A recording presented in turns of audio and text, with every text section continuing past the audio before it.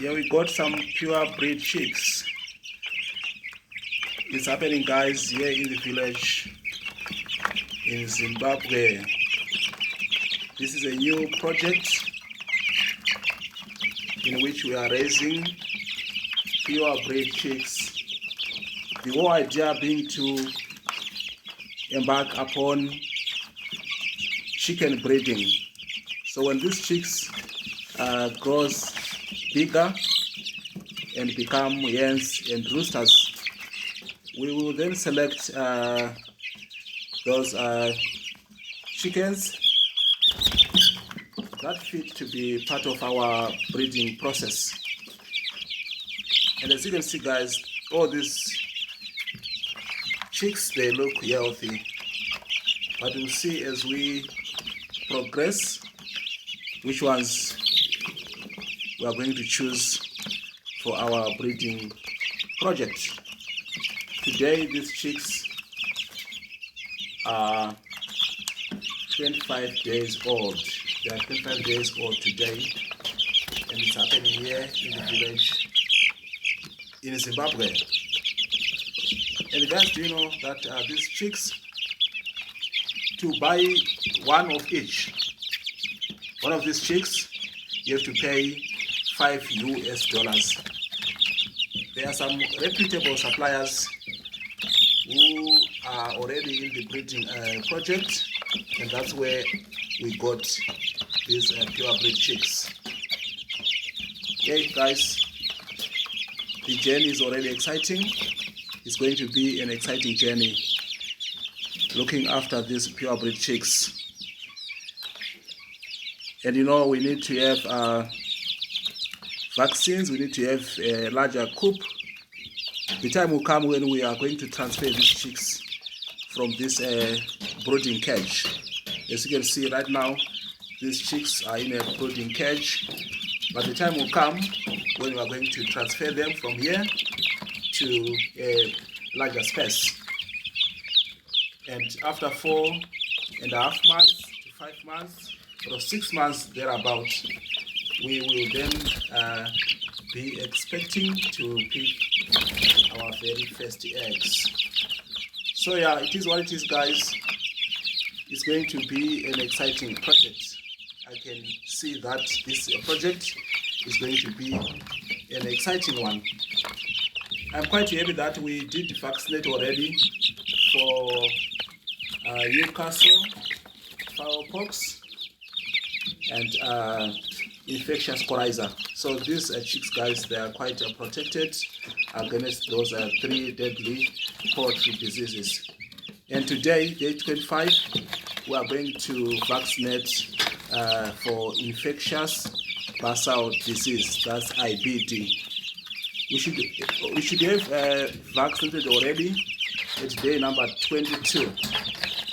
But then, just because I previously gave these chicks some antibiotics, so in order to ensure that those antibiotics that we gave already won't impact on the vaccine, because IBD is a live vaccine, right? So we don't want to have these chicks having that antibiotic in their bloodstream, then at the same time we are giving IBD. We don't want it to happen that way. So we are going to give IBD vaccination today. And as you can see, guys, these chicks are just enjoying dry feed. There's no water in here. The whole idea being that we're trying to starve these chickens. We are doing this for a purpose, right? We are trying to starve these chickens so that they can become thirsty. The moment we are going to put IBD vaccination in here, all these chickens will go and drink the water, and in so doing, that's how they will easily get vaccinated. So I've already taken out the water, and what is going to happen is that I took the water out at 10 o'clock. Now it's just a few minutes past 10. So I will leave these chicks just feeding themselves on a dry feed for the next 2 hours. So it's 10 o'clock, so it's 11, 12, right? At 12 o'clock, I then bring in the IBD vaccination to these chicks. And you know, by so doing, this 2-hour period is going to trigger these chickens to become thirsty, because right now they're just eating dry feed, there's no water. So by the time I'm going to bring in water at 12 o'clock, I can tell you guys that all these chickens, all these chicks, they are going to drink the treated water. I'm saying treated in terms of the vaccinated water. They are all going to enjoy drinking that IBD vaccination. And in so doing, it's a matter of protecting the flock against infectious bursal disease. You know, guys, when you embark upon such a project whereby you are keeping chickens, you need to make sure that you don't compromise on vaccination. You know, I once read an article recently, and one poultry farmer was saying vaccinating your flock, vaccinating your chickens, it's an investment on its own. It's an investment on its own. So it's not simply a matter of just having to go and buy your day-old chicks, buy your feed, and think you are done with everything. No. Vaccinating your chickens is an investment on its own. It doesn't help otherwise to just buy day-old chicks, buy the feed, you give them water, you give them feed daily without having to vaccinate them. Vaccination on its own, it is an investment. So there we are, guys. It's happening here in the village in Zimbabwe, and I can tell you guys that I'm doing this project in the village, and I spent so many years in the diaspora. I wasn't that much far. I was just here next door in South Africa. I spent more than 10 years in South Africa, but then the time came when I decided to say, no, it's high time I have to go back home and see what I can do there.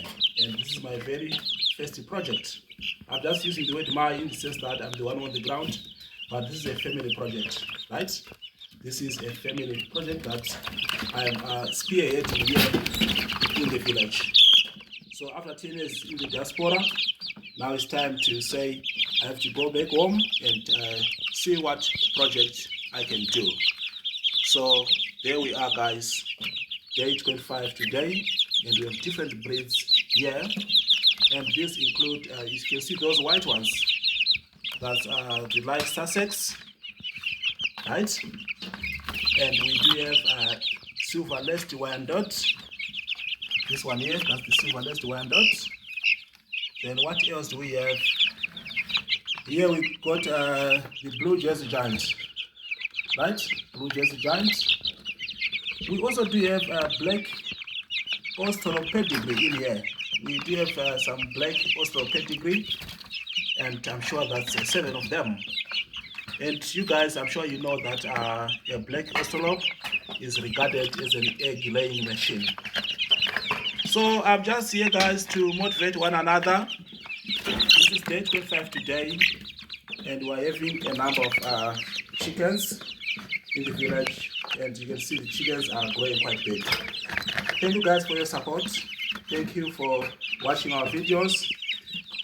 Thank you for sharing, and thank you guys for any support that you can give to us. That much appreciated. This is Raw Vibes with Sir Shigora, live from the village in Zimbabwe. Now it's time, I must say goodbye for now.